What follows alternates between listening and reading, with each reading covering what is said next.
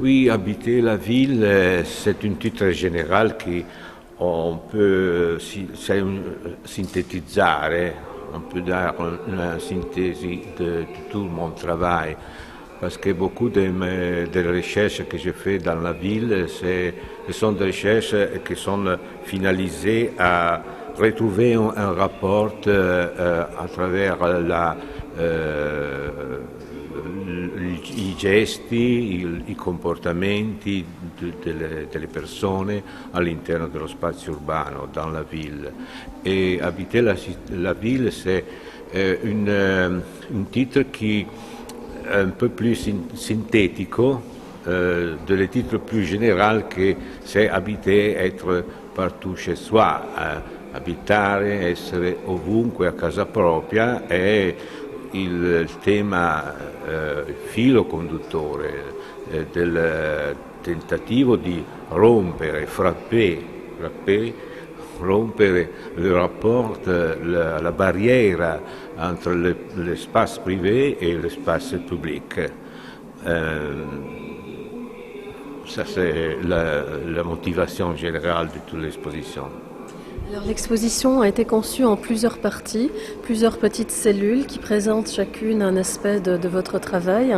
Il y a une première partie sur des dessins, avec des dessins expressionnistes des années 50, la maison du sculpteur. Donc à cette époque, vous êtes peintre, vous travaillez quel est votre rapport à l'architecture à cette époque ? Oui, je suis toujours, mon travail, c'est un travail entre les différentes disciplines, l'architecture, le design et l'art. Au début de 1960, je parle déjà de la synestesia tra le arti, savoir un trasferimento, dans une art dans l'autre, une relation synesthétique, que ça veut dire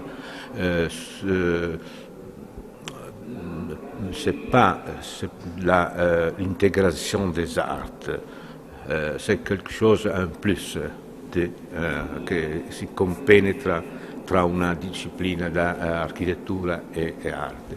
Et les premiers projets que j'ai faits, ce sont des projets dans cette direction.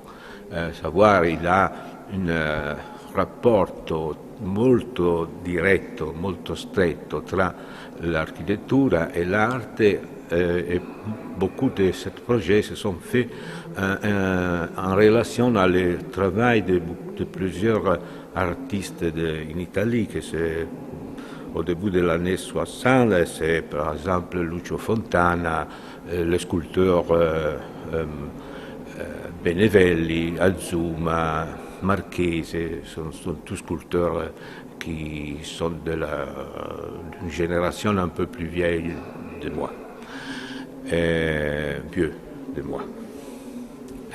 Et là, alors, au début de l'exposition, elle commence à travers ce travail, et après, il y a beaucoup d'autres recherches que j'ai faites dans la ville. Et ces recherches sont toujours faites pour découvrir un rapport tra l'individuo e lo spazio urbano, un rapporto di possesso concettuale e non possesso fisico. Pas une transformation physique de l'espace urbain, mais une transformation du rapport concettuale tra l'individuo e lo spazio urbano. Ce sont les immersioni que vous développez. Les immersions, ce sont des petits environnements qui sont une sorte de lieu dans lesquels on peut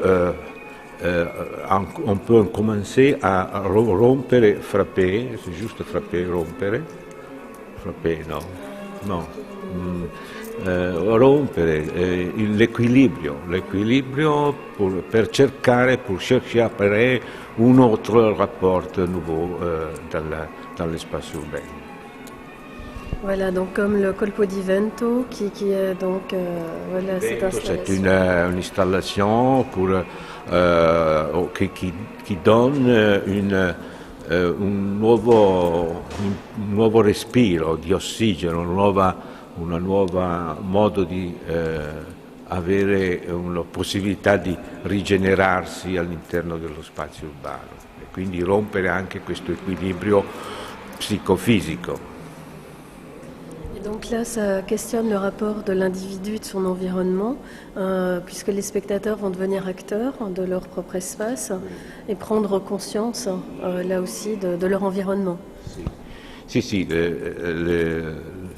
la finalità de ce travail, c'est donner à l'individu urbain des instruments pour chercher ce nouveau rapport, pour possedere lo spazio urbano, per prendere possesso dello spazio urbano.